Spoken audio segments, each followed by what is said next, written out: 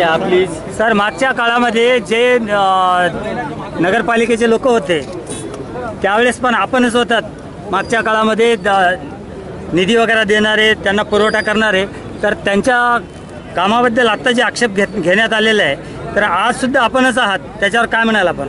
मला एवढंच म्हणायचं आहे की आज देशामध्ये नेतृत्व नरेंद्र मोदीजींनी जी भूमिका घेऊन देश विकसित महाराष्ट्राची जी भूमिका घेतली त्या भूमिकेला अनुसरूनच राज्यात काम झालं पाहिजे आणि म्हणून आम्ही भाजपमध्ये आज मजबूतीने मोदी साहेबांच्या मागे आणि फडणवीस साहेबांच्या मागे आहोत। जी लोक आमच्या बरोबर आली त्यांना बरोबर घेऊन चालणार होतो आम्ही।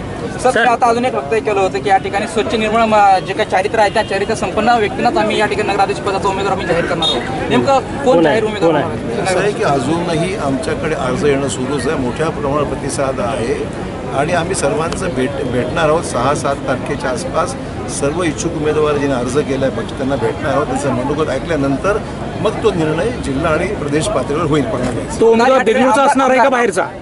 तो उमेदवार देगलूरचाच असणार आहे का बाहेरून राहणार? असं काय बाहेरचा किंवा मधला असा विषय नाही, जो मेरिटवर आहे, गुणवत्ता ज्यांची आहे त्यांना उमेदवारी दिली।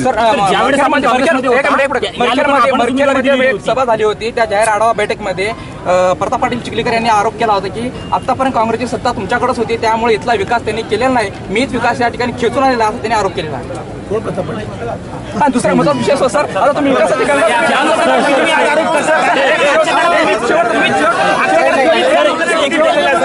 सर, येणाऱ्या काळामध्ये आपली रणनीती काय असणार आहे?